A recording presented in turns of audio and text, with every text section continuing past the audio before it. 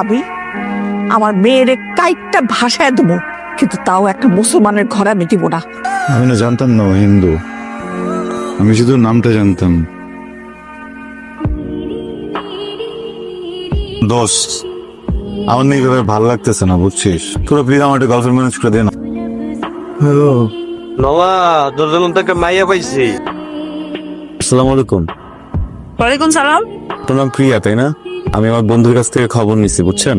আসলে হয়েছে কি, আমি যখনই জানতে পারছি যে আপনার নাম প্রিয়া, তখনই বুঝছি যে আপনার সাথে আমার কোনো না কোনো একটা ঘটনা ঘটবে।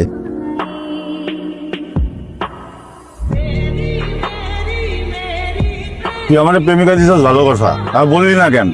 ওই মেয়ে অন্য ধর্মে। মামা তুই আমার যে পরিমাণ প্রেশার দিতেছে, আমি তো পুরো ব্যস্ত হয়ে গেছে। আমি আর খোঁজ পাইছি, নাম জানলাম প্রিয়া, আর প্রিয়া নামে ব্যাগের মধ্যে তার লেখা নাই যে সে কোন ধর্ম। আমি কি করবো এটা বল? করতে হবে না, আমি মায়ের ফোন দিয়ে বলতেছি যে সে তো তোমার লাগে আর যোগাযোগ করবো না। আর আমাদের সম্পর্ক তো এখন আর আপনি আপনিতে না, এটা তো তুমি তুমিতে হয়ে গেছে না। আমি কিভাবে ছাড়বো? ওকে ভালো লাগে না কথা বলতে?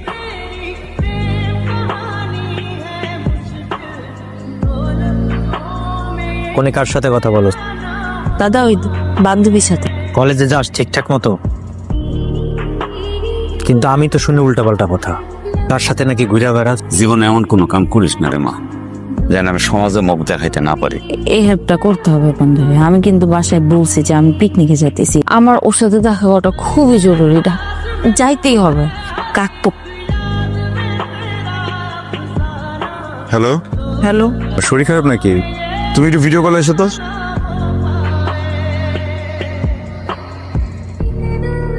কি হয়েছে তোমার? আচ্ছা আগে ডাক কিসের? আমার মেয়ে যদি কোনো দোষ না করতো তাহলে কাইটটা টুকরা টুকরা করে গাঙ্গে ভাসায় দিতাম।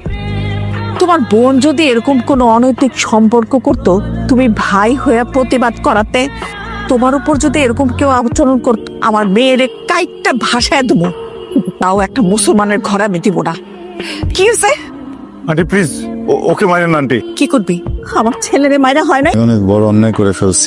5 বছরের সম্পর্ক তো মাথা কাজ করতেছিল না আন্টি। আমি যখন এই সম্পর্কে প্রথমবার গেছি, আমি না জানতাম না ও হিন্দু, আমি শুধু নামটা জানতাম প্রিয়া। বাজে নজর ওর দিকে তাকাইনি, কখনো বাজেভাবে স্পর্শও করিনি। এই মানুষটাকে একজন এইভাবে মারছে, আমি ওর মুখে দাগ দেখে সত্যি মাথা কাজ করতেছিল। কেউ ওর গায়ে হাত দিবেন না। ওকে যখন বিয়ে দিবেন, এমন একটা পরিবার দেখে বিয়ে দিবেন যে পরিবারে কেউ ওর উপর অত্যাচার না করে। আমি ওর লাইফ থেকে একেবারে কোনোদিন ওর সাথে যোগাযোগ করব। ঠিক আছে, কথা দিলাম।